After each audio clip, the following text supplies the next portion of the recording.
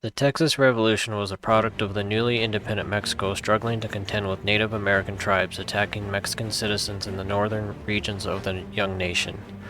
Largely because of the small population of Mexicans, the native tribes were able to almost completely expel the Mexicans.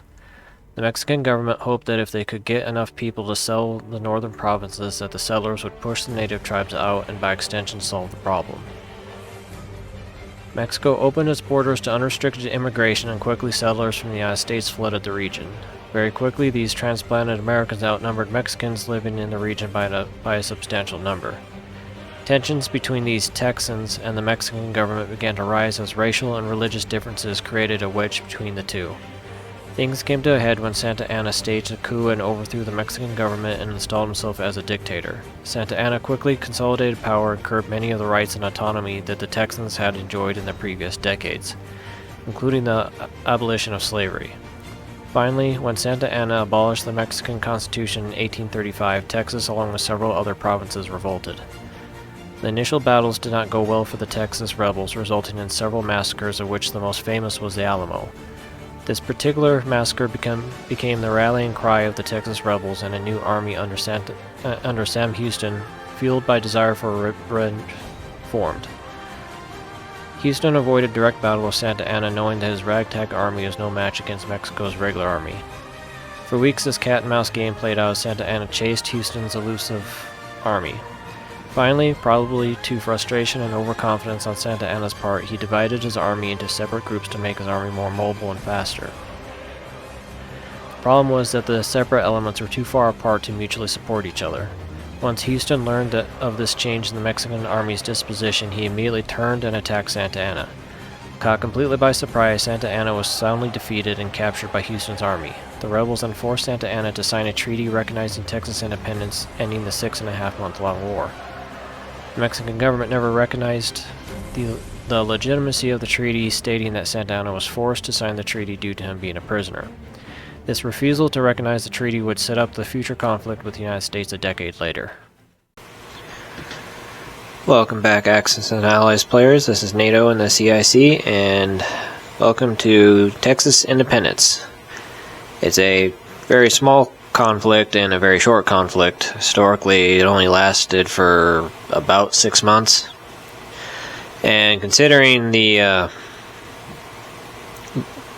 war just prior to this, the Napoleonic conflicts, this was barely more than a skirmish in comparison, but at least for the United States, it is significant because this sets up the future war, the future Mexican-American War,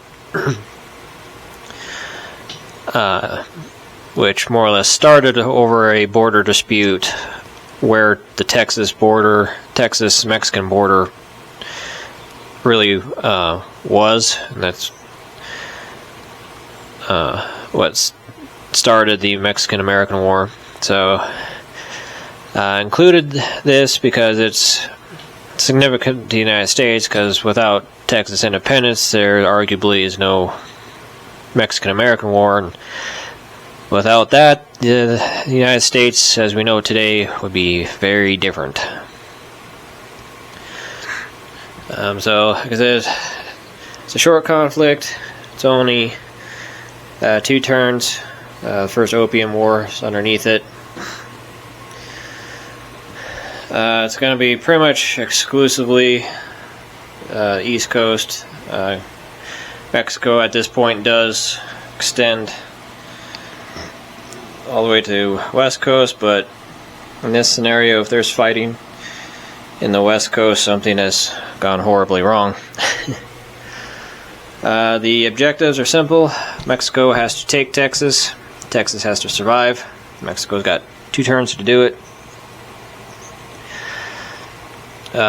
Texas, their only real hope of survival is the volunteers that they get from the United States.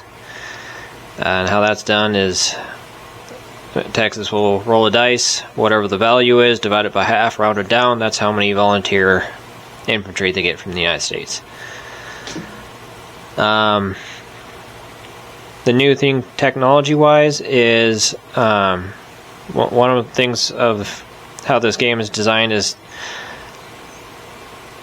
not all, but a good portion of the technologies carry forward. So, last conflict, the French developed the Napoleonic cannon, which gave cannon first strike. Well, the technology is now spread, so now all cannon from this point forward will have first strike.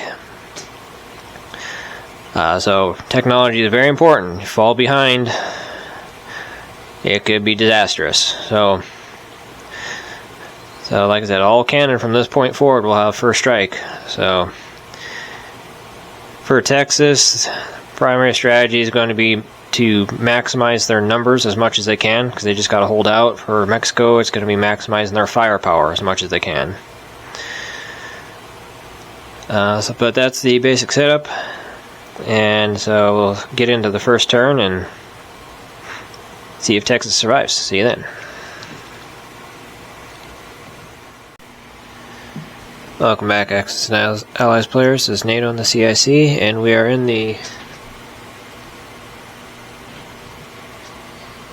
spring of 1836. I forgot to mention this starts in the fall of 1835.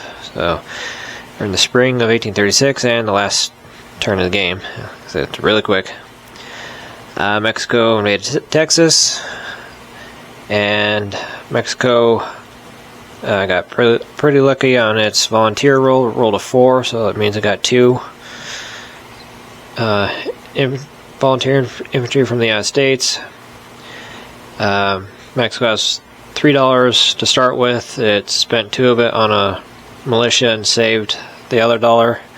So that way it'll go into this turn with 4 ICPs, so it can maximize its purchase this turn when it's going to be facing the most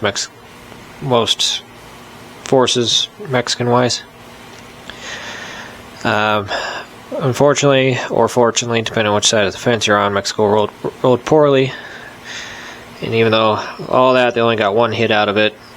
Texas didn't get any hits, but it doesn't matter. They just gotta survive 1 more turn. So we'll come back at the end of this turn, and we will see if there's going to be independent Texas or not. See you then. Welcome back, Axis and Allies players. This is NATO at the CIC, and the Texas War for Independence is over, and there will be a Texas. The Texas rebels were able to hold off the Mexican army, and the Texas got really lucky with its recruitment rolls. It rolled a 6. So that meant it got 3 American volunteers plus the 2 militias able to buy. So that meant it was able to put 5 units on the board that turn, and pretty much guaranteed Texas independence, because that meant Texas had 8 units versus Mexico's 6. So even if Mexico got an absolutely perfect roll and all 6 hit, Texas would have had 2 units left over. So kind of a formality at that point. And then the actual battle itself, Mexico got defeated pretty soundly. It got 1 hit to Texas's 3. So what that means going forward, there's going to be an independent Texas, which means there will be a Mexican-American war over the Texas border. But not immediately. The actual next conflict is the First Opium War over in China. That'll be between England and the Qing Dynasty. So we will retool and set up the First Opium War. It's another small conflict. It's not big at all. It's longer than Texas. Texas independence was only 2 turns. So First Opium is longer, but it's still a very small conflict, almost more skirmish than anything, at least compared to the Napoleonic Wars that we just got done fighting. So we'll reset the board, and we'll come back with the First Opium War. See you then.